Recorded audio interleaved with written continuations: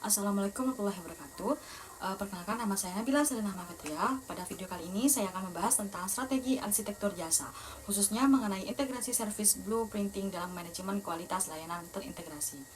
Di era modern saat ini, ekonomi sudah mulai bergeser dari produk menuju layanan. Karena itu, perusahaan itu tidak hanya fokus menjual barang, tetapi juga memberikan pengalaman terbaik kepada pelanggan. Nah, salah satu alat penting dalam desain layanan adalah service blueprint, yaitu peta visual yang membantu perusahaan memahami seluruh proses layanan secara menyeluruh. Evolusi dan ontologi desain layanan. Sebelum tahun 1980-an, pengembangan layanan masih dilakukan secara trial and error tanpa sistem yang jelas. Nah, kemudian Jilin Sostek memperkenalkan service blueprinting ini sebagai metode untuk mengelola layanan dengan lebih terstruktur. Nah, layanan ini memiliki sifat intangible atau tidak berwujud, sehingga pelanggan tidak membeli barang fisik, tetapi membeli pengalaman dan proses pelayanannya itu sendiri. Nah, karena itu, perusahaan perlu fokus pada pengalaman pelanggan agar kualitas layanan tetap terjaga. Produk dan layanan memiliki perbedaan yang cukup besar. Produk itu bersifat tangible atau dapat disentuh, sedangkan layanan bersifat intangible atau tidak berwujud. Pada produk, terjadi transfer kepemilikan, sedangkan pada layanan, pelanggan hanya mendapatkan pengalaman pelayanan. Produksi barang juga terpisah dari konsumsi. Biasanya diproduksi dan dikonsumsi secara bersamaan. Karena melibatkan manusia secara langsung, layanan itu lebih sulit distandarisasi dibandingkan produk. Selanjutnya, prinsip desain layanan modern. Dalam desain layanan modern terdapat 5 prinsip utama. Yang pertama adalah user-centered, yaitu layanan harus berfokus pada kebutuhan pelanggan. Yang kedua, SEO kreatif, artinya semua pihak seperti pelanggan dan karyawan ikut terlibat dalam proses desain layanan. Yang ketiga ada sequencing, yaitu layanan harus memiliki alur yang jelas dan teratur. Yang keempat, evidencing, yaitu layanan yang tidak terlihat harus didukung dengan bukti fisik seperti fasilitas atau tampilan aplikasi. Dan yang terakhir ada holistik, yaitu semua bagian layanan dipandang sebagai suatu sistem yang saling terhubung. Selanjutnya ada komponen service blueprint. Service blueprint memiliki beberapa komponen utama. Yang pertama ada physical evidence, yaitu bukti fisik yang dilihat pelanggan seperti gedung, tiket, atau aplikasi. Yang kedua ada customer action, yaitu langkah-langkah yang dilakukan pelanggan selama menggunakan layanan. Yang ketiga ada on-stage action, yaitu interaksi langsung antara pelanggan dan petugas layanan. Yang keempat ada backstage action, yaitu aktivitas internal yang tidak terlihat pelanggan tetapi mendukung layanan. Dan yang terakhir ada support proses, yaitu sistem pendukung operasional perusahaan.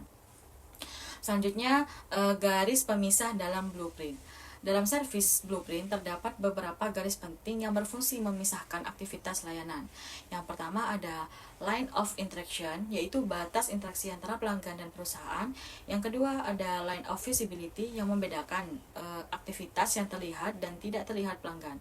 Yang ketiga ada line of internal interaction, yang memisahkan staf garis depan dengan staf pendukung internal. Dan yang keempat ada line of implementation, yaitu batas antara bagian manajemen dan operasional. Selain itu ada juga line of order penetration, yang membedakan aktivitas berdasarkan permintaan pelanggan. Selanjutnya ada service blueprint dan serve goal. Service blueprint juga berkaitan dengan model serve goal dalam mengukur kualitas layanan. Terdapat 5 dimensi serve goal, yaitu reliability, assurance, tangibles, empathy, dan responsiveness. Reliability berarti kemampuan memberikan layanan secara konsisten. Assurance berkaitan dengan pengetahuan dan sikap petugas layanan. Tangibles berhubungan dengan fasilitas fisik. Empati berarti kepedulian terhadap pelanggan. Sedangkan responsiveness adalah kecepatan dalam membantu pelanggan. Dengan blueprint, perusahaan itu dapat mengetahui di mana letak masalah kualitas layanan yang terjadi. Selanjutnya, model Kano dan diagnosis operasional.